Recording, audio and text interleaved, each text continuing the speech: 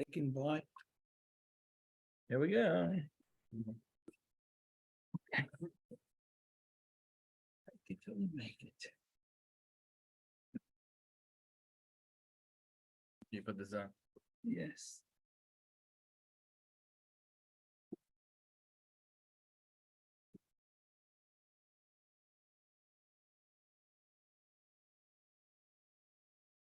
Oh, hello, everybody. Just a second, please.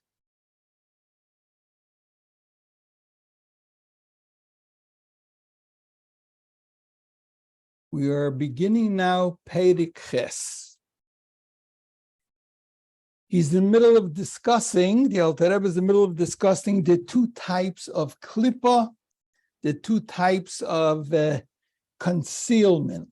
In other words, everything in this world that we see, everything that appears to us to be some type of independent entity, independent existence, is not so. There's only one existence, Hashem. From him, from the Eibishter, he allows a descent of his godliness and transformation and limitation through the four different worlds of Atzilis, Bria, Yitzira, Asiyah, till after the fourth world, which is still a spiritual world of Asiyah, there descends and there becomes and is created our physical world, which is called Asiyah Gashmis, physical Asiyah, which is even lower. In our world, godliness is so concealed, all we see is what is physical. We don't see the godliness that is really empowering and giving existence to everything else. That we don't see. There are two types of these concealment, however. One is the higher level of concealment, where what is concealed, the godliness in it that is concealed, can be utilized to serve Hashem, thereby revealing the godliness that is found in everything. And then you have a level of concealment that's called Sholish Klippas Hatmeis. The first one is called Klippas Noiga, a concealment that contains in it brightness or holiness. The lower level is Sholish Klippas Hatmeis, three completely impure levels of concealment where there's no holiness there that can be extracted and be utilized to serve Hashem. It is all here, as we called it, the framework of our existence, the framework of the world that we live in. But those are things that are completely forbidden, whether it's forbidden to be eaten, forbidden to be used, or anything like that. And those things are called osur, which means forbidden. But the word osur also means bound, tied up, meaning that they're tied to their level of unholiness, that we can never use it for holiness. Food itself, that is kosher, is, being that it appears to us as independent existence, is also a klippa. I don't see right away the godliness in it, but I could use it for godliness if I eat. And my purpose in eating is to have energy, to have life and energy to serve Hashem, to do what I have to do as a Jew. Then I am unchaining, or I am releasing the holiness that was hidden, the godliness that was hidden, and I'm showing that this is here to serve Hashem is an expression of godliness. Food that is not kosher, it is chained to its state of unholiness, and it can never be, so to speak, redeemed. I can never use it to serve holiness. The energy in something non-kosher cannot be used to serve godliness. That is part of its being. That's part of its nature. It will not be here to serve godliness. It's here to serve godliness, as we said, in its framework of being part of the earth.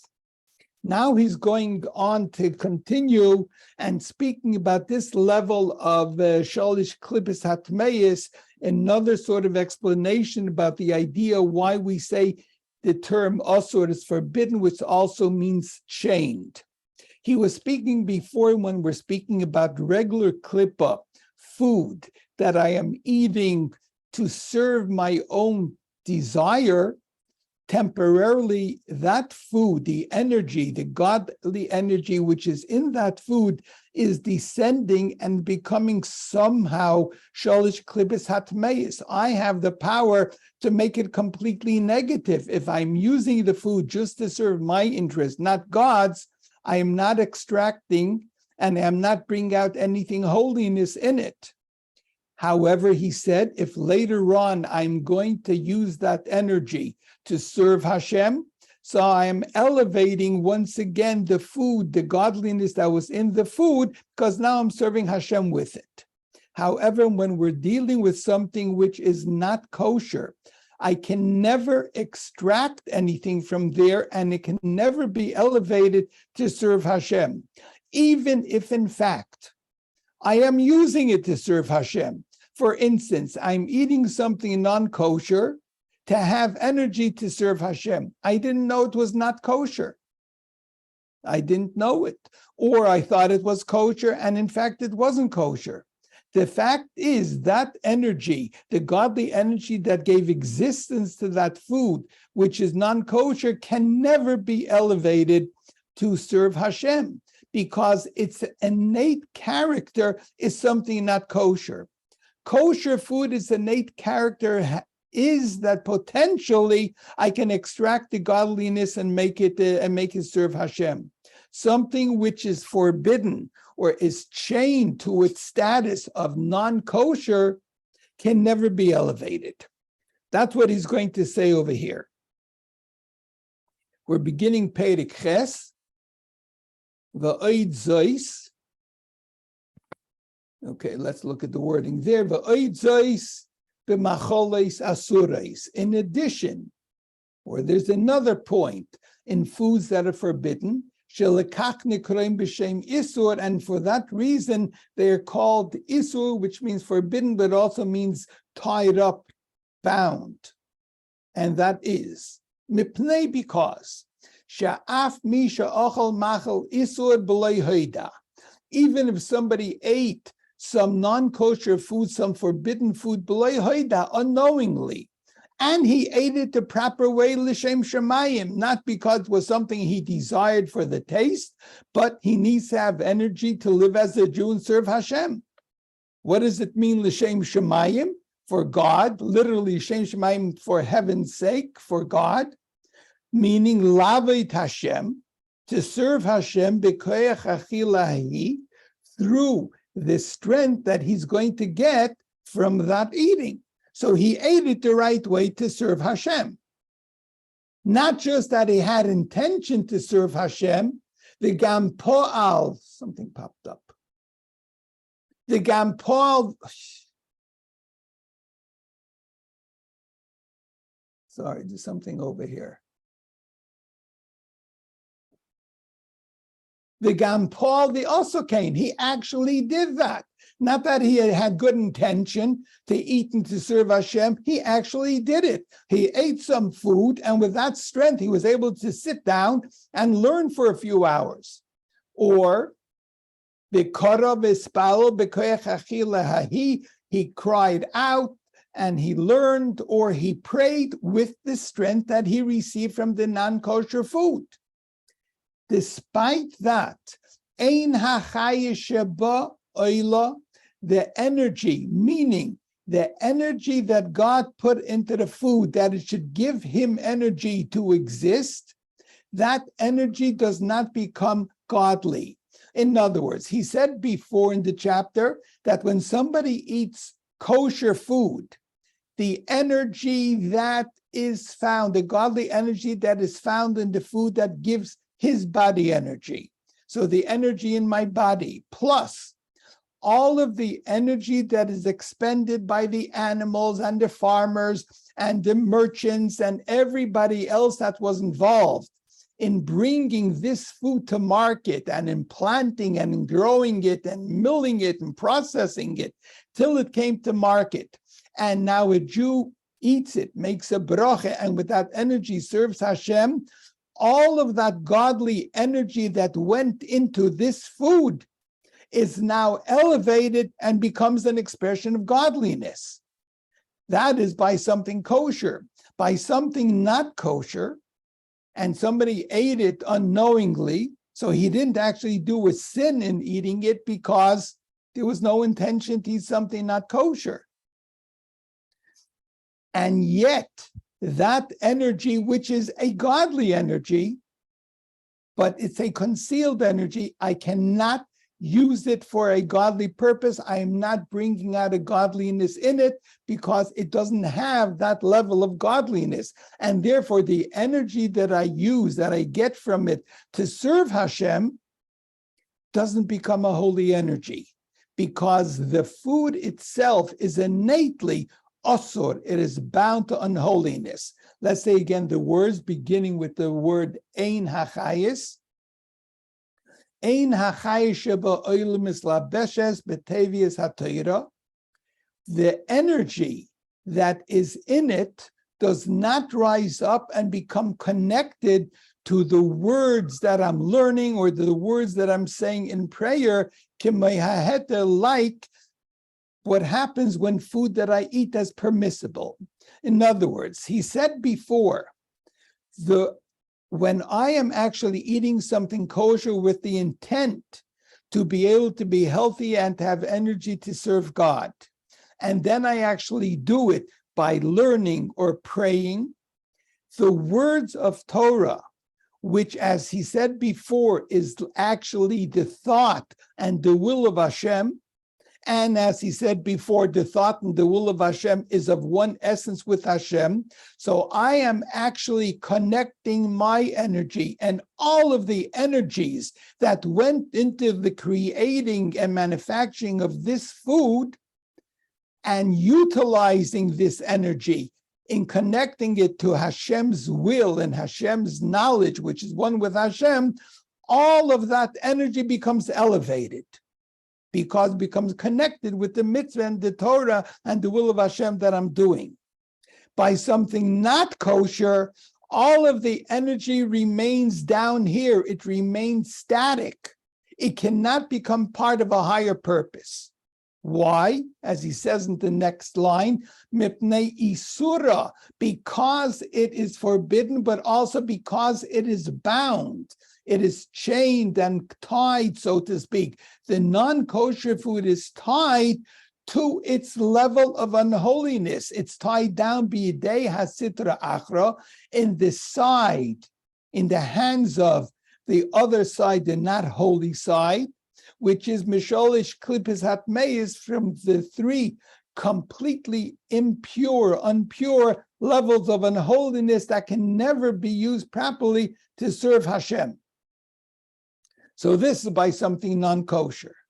In non-kosher, we have a number of things that are non-kosher because the rabbis say it's non-kosher.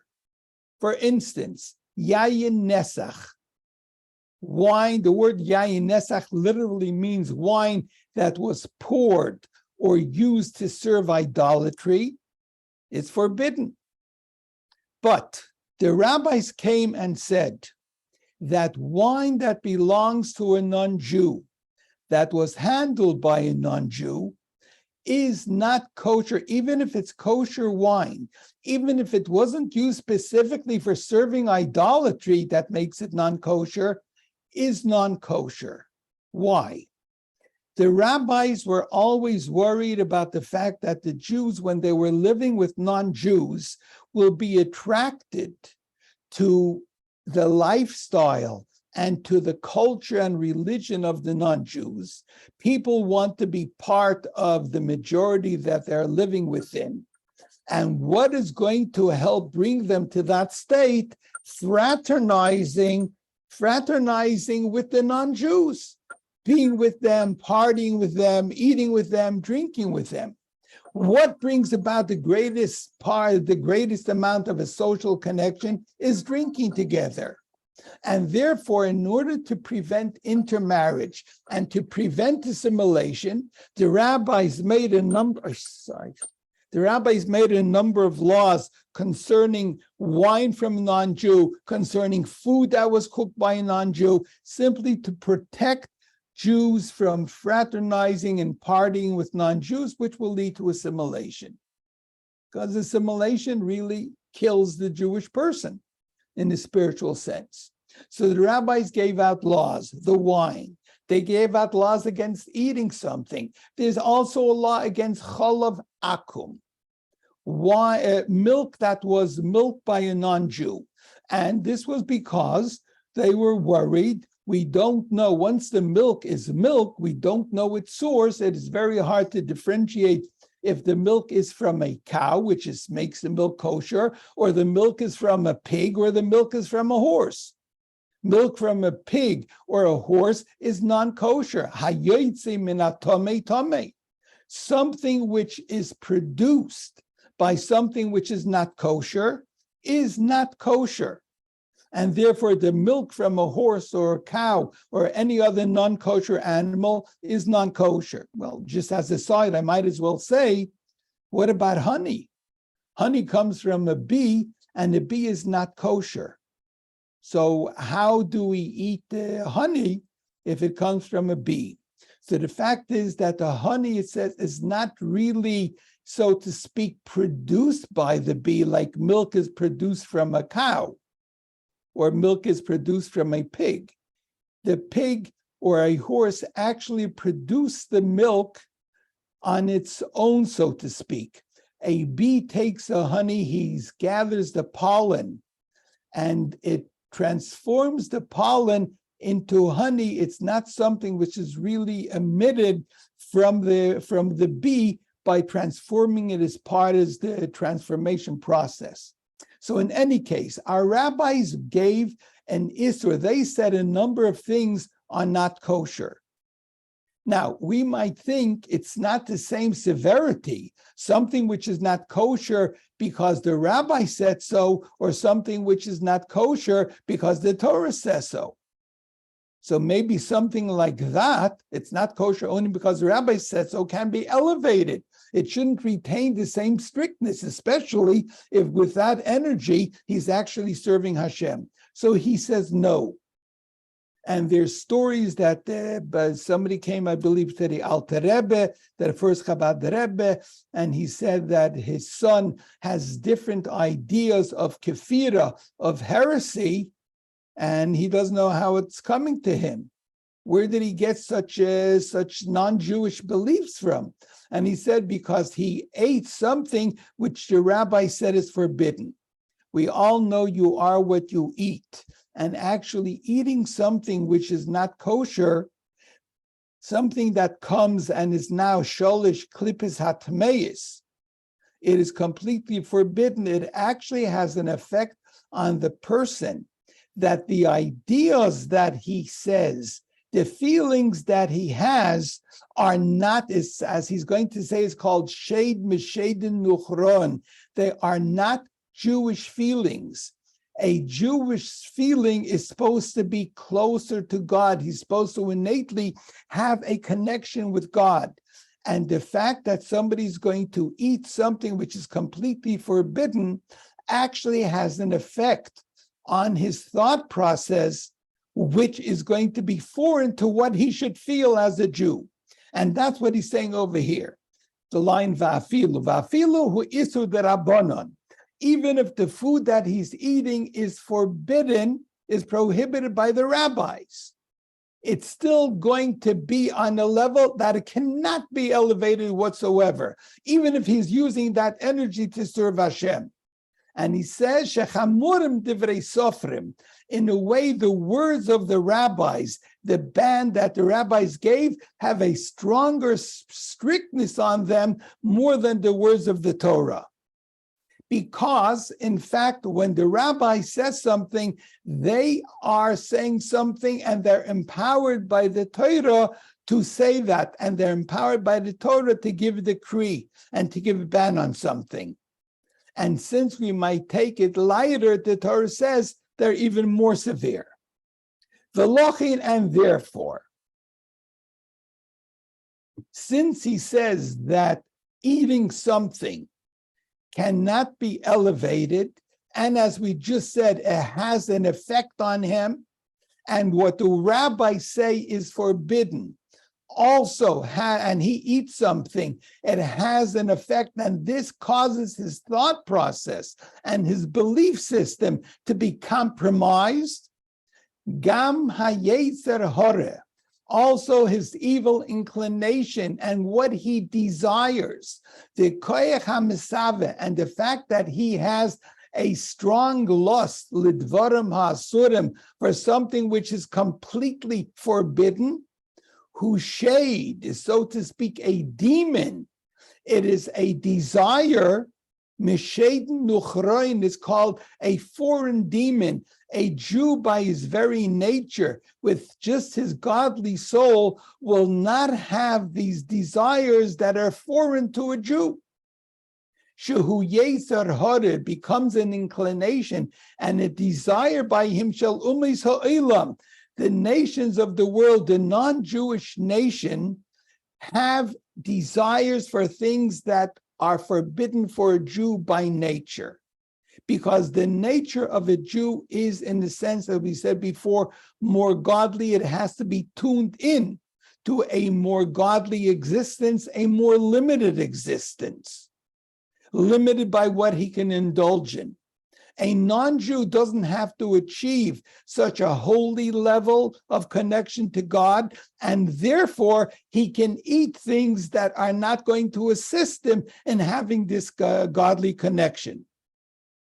And nafshei sehem, the souls, the origin of the soul of the nations of the world are misholish klipas hatmeis, from these three unholy levels of existence. It's a godly level of existence, of course, because anything that exists is from a godly level, but it's a lot lower level of existence because the non-Jews don't need to have this extreme connection with godliness. So when a non-Jew has this extreme desire for something which is not kosher, it initially is foreign to him. How does it come to him? Number one, by accidentally eating something or unknowingly eating something improper. Another thing, it says, is by having this very strong desire and indulging in kosher food. What did we say before that indulging in kosher food does? You take the potential godliness in the kosher food, and you are basically eliminating or declining the godly aspect in the kosher food by not utilizing it for a godly purpose. You're utilizing it for your own physical purpose, meaning all that's left in the food is your own physical desire and nothing godly in it. Because you ate it for an ungodly purpose. You ate it for a purpose which is only concealing godliness. So you temporarily cause this food to become part of sholesh klipas hatmeis, this complete unholiness. What you're doing by that is you're opening yourself up to levels of desire which are not normally attributed and found by a Jew. It is a level of unholiness which is in sholish klipas hatmeis. But by your indulging and creating food to be on the level of sholish klipas hatmeis, you are opening up, so to speak, the Pandora's box that you want every type of indulgence, even those that come from sholish klipas hatmeis. So this is by eating something which is non-kosher. It is asur. Its source is only sholish klipas hatmeis. However, if somebody's going to eat something kosher, even though he's going to go and even though he's going to go and cause it temporarily to be part of sholish klipas hatmeis, it does not become permanently sholish klipas hatmeis.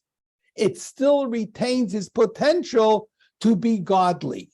And later on, when he's going to do tshuva, or he's going to use his energy to do a mitzvah, he's going to be elevating the energy that he received from the kosher food. That's what he's going to say now.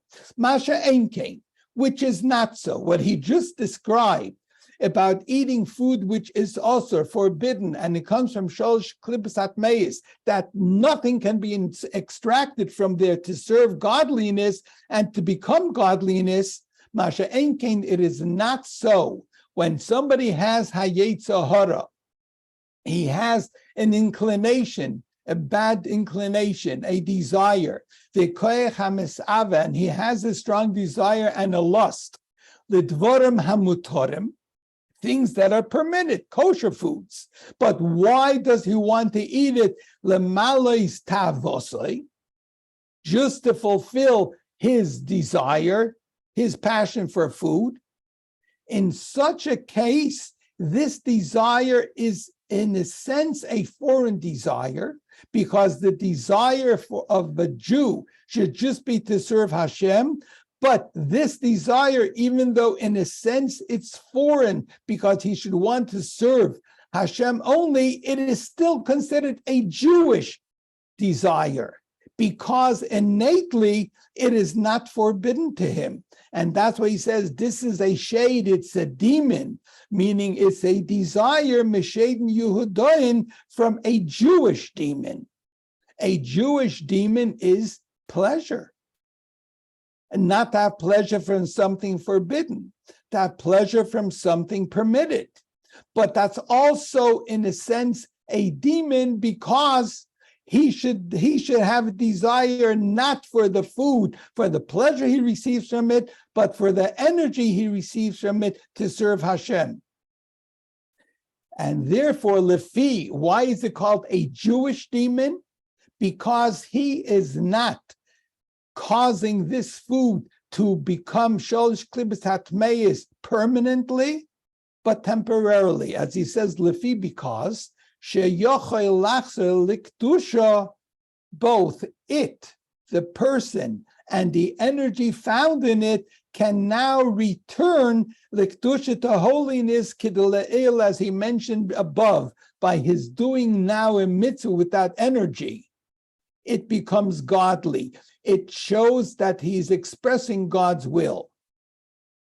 But until he is going ahead and using this energy to do a mitzvah to serve Hashem, temporarily, in fact, he caused it to descend into the unholy realm. Despite this, despite what? Despite the fact that he is now using this energy to do a mitzvah, before he returned to holiness, before he reverted to a level of using the energy in the food to serve Hashem, who sitra achra uklipa, the energy was completely sitra achra and klipa. It was not expressing anything to serve Hashem. Not just that beforehand it was sitra achra, part of the effect of the sitra achra remained. True, right now he's using the energy to serve Hashem, so it's expressing holiness. For a while, he used the energy just to serve his own pleasure. The food that he ate and the energy he received from it was just to serve his own non-godly pleasure. And therefore, v'acharkach, and afterwards, harishima mimeno nishar dovek begufay, the effect, the impression, so to speak. Over here he says harishima, a trace of it. But what he means is, the fact is, his body actually grew from this temporarily, so to speak, unholy food. Liyoi sins, ki michol machol umashke, from any food or drink that a person eats, nasa takev damu basam b'psara, immediately when somebody eats something, the food becomes part of his flesh, becomes part of his blood, it becomes part of who he is now. And that means part of who I am now. If I ate something kosher, but in a non-kosher way, meaning I ate it just for my own pleasure, not to serve Hashem, I ate something and my body grew from something which shalish klippus hatmeis. My body has now this unholy status within itself, and we have to get rid of it. Should we continue or? Okay, we'll stop over here. And he's going to say, and therefore, as he mentioned before, the body is going to have to atone. In other words, this part of the body, which was created from the temporarily, so to speak, non-kosher food, is going to have to be eliminated. The basic idea is, I ate the food for personal pleasure. So I'm going to have to remove that level of personal pleasure from my body. Something's beeping. The opposite of personal pleasure is personal pain. And therefore, it doesn't have to be specifically a physical pain. It's going to be a type of a spiritual pain, which is also painful, which is removing, so to speak, and is the antithesis of the spiritual unholiness that I took in, the spiritual pleasure, unholy pleasure that I took into myself. I'm going to have a spiritual pain that removes the spiritual pleasure. We'll speak about that in Mi'ez Hashem next week. Any questions? How do we achieve that very, very holy level of eating only for God's pleasure? I cannot answer you that question. I did not achieve that level, and there are very, very few people that achieve such a level that they do everything and all the physical pleasure is just to serve Hashem. But two things: knowing that that is the goal already achieves it to a degree, and knowing that this is a goal automatically makes that whenever you eat something, even if you're doing it and you have pleasure, knowing that it's also supposed to be to serve Hashem, brings it to a completely different level than somebody who's not aware of this, and all he wants to do is eat that Boston cream pie because it's pleasurable.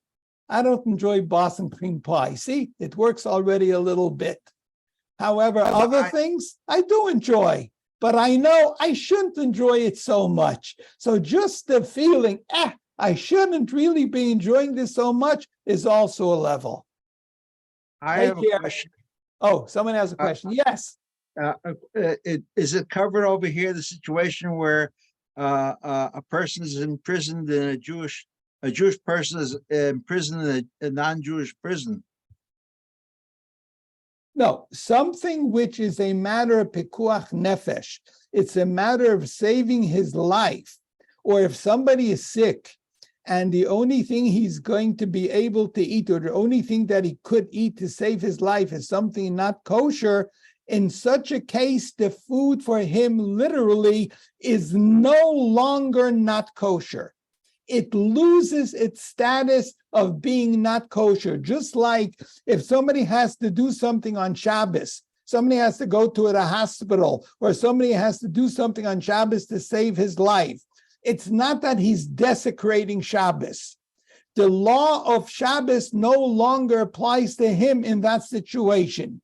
The same thing that the law of not kosher does not apply to the Jew at that time, and it's no longer sholish klibis hatmeis because he has to do it to save his life. And therefore, it is no longer sholish klibis hatmeis. So it's a different category. Okay? Yes, that was the conclusion of Reverend Mermelstein and why he survived the Holocaust. Okay. Unfortunately, he had to go through that. And he was a good Jew. Take care.